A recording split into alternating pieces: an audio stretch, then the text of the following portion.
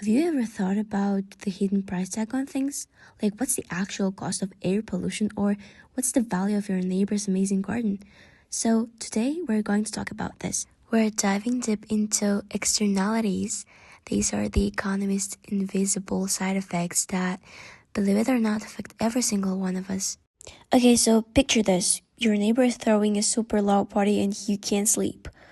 Or on the flip side, maybe there's a gorgeous public garden on your street that just makes you smile every time you walk by. So what do a loud party, a beautiful garden all have in common? You might not think of them this way, but they are all economic issues. Alright, first we'll get a handle on this unseen price tag. Then we'll look at why markets sometimes fail because of it. We'll check out the government's toolkit, see if we can solve it ourselves, and then, of course, we'll get to the bottom line. Okay, first things first, we've got to define what is an externality. So here's the definition. An externality happens when someone's actions affect a bystander's well-being. And in this case, no compensation is paid for that effect. Think of it like a side effect, and because that side effect isn't priced into the transaction, it can lead to what economists call a market failure. Alright, so externalities basically come in two main flavors, negative and positive. A negative one is pretty straightforward. It's when the impact on the bystander is bad. The classic example is pollution from a factory. On the other hand, it's a positive externality is when the impact is beneficial. Think about getting a flu shot. You're not just protecting yourself, right? You're also making it less likely for your friends, family, and coworkers to get sick. That's a huge benefit to others. So these side effects brings us right to our next section, which is why markets fail. And it all comes down to one simple idea. The price you see often isn't the true cost.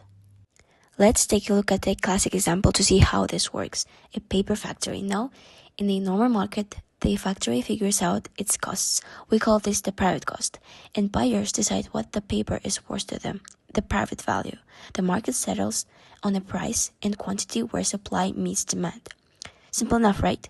But wait, what about all the pollution the factory is pumping into the air and water? That's a cost too. So to get the full picture, you have to look at all the costs. You have got the private cost, which is what the factory pays for labor, materials, and so on. That's what determines the supply curve. But then you have the external cost. That's the cost of the pollution to everyone else. When you add those two together, the private cost and the external cost, you get the true social cost. And that's the number the market usually misses. And what's the result of ignoring external cost? So the market ends up producing, say, 25 tons of paper.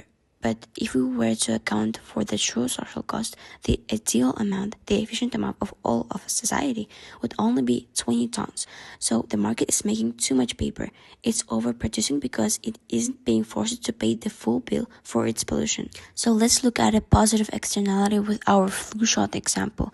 When you decide to get a flu shot, you're thinking about the benefit to you not getting sick. That's a private benefit, but here's the thing. You're also creating a huge benefit for everyone around you.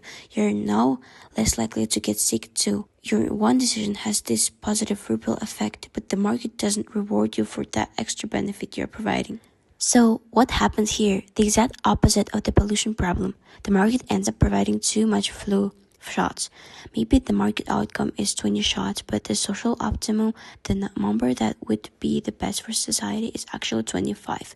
The market is underproducing because spillover benefits aren't being factored into the price. So again, it's an efficient outcome. So the core problem is simple. With negative externalities, the market gives us more of something that is socially desirable, but positive externalities, the market gives us less than is socially desirable. The goal from an economist's point of view is to fix this. We want to internalize the externality, and that's just a fancy way of saying we need to tweak the incentive so that whoever is making the decision feels the true cost or benefits of their action. Which of course leads us to a big question. If the market is failing, what can we do about it? And that brings us to our third section, the government's toolkit. How can public solutions fix these externalities? Generally, governments have two main ways to tackle this. First, there is the command and control approach. This is direct regulation, like making a rule that says you cannot pollute more than this amount period. But then there are market-based policies. These try to align private incentives with what's best for society. Think taxes on pollution or creating permits to pollute. Economists, for the most part, tend to prefer these market-based solutions because they can often achieve the same goal, but at a lower cost to society. Well, one of the big tools in that market-based toolbox is something called a corrective tax, or sometimes a Pagovian tax. The idea is brilliant in its simplicity. You can put a price on the right to pollute. It's a tax specifically designed to make the poller, like our paper factory, account for the social costs they are creating. It forces them to internalize that externality we were just talking about. But there is even more clever solution.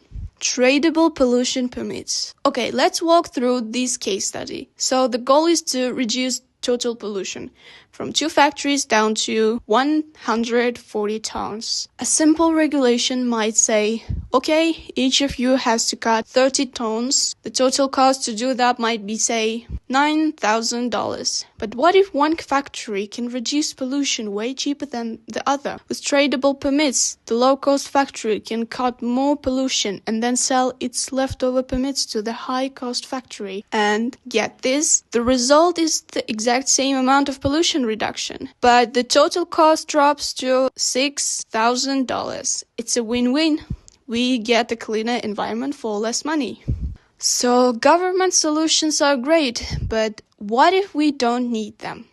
What if people could just sort these problems out on their own?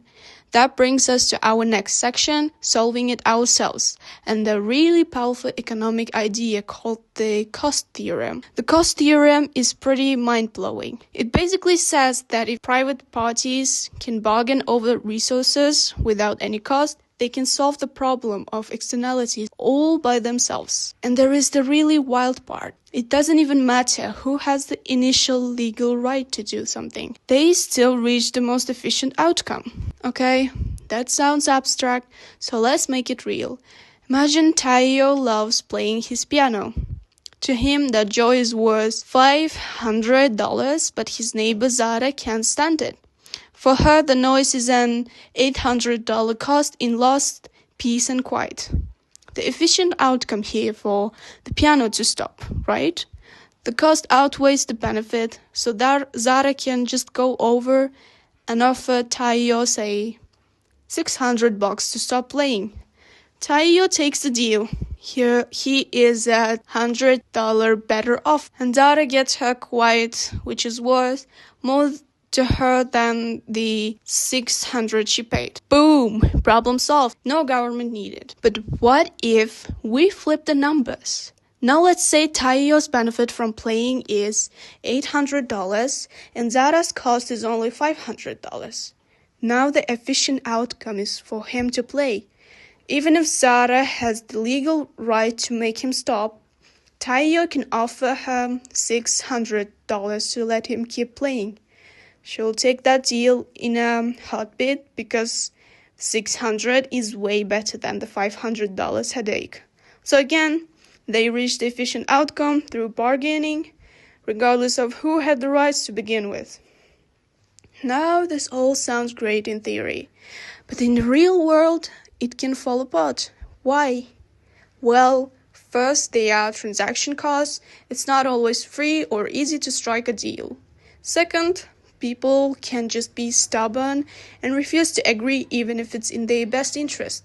And third, you've got coordination problems. Just imagine trying to get 1,000 town residents to collectively bargain with one factory. It's practically impossible. And that's why a lot of the time private solutions just aren't enough. All right then. We have covered a lot of ground, so let's bring it all home with our final section, with bottom line. What are the most important things you need to remember from all of this? So let's put it all in a nutshell. First, externalities, both positive and negative, cause market economies to be inefficient. Second, governments can step in to fix this using things like regulation or more often market-based policies, like corrective taxes and tradable permits. Third, those market-based policies are often way more efficient at getting the job done. And finally, don't forget that sometimes private individuals can solve these problems all on their own as long as they can bargain easily.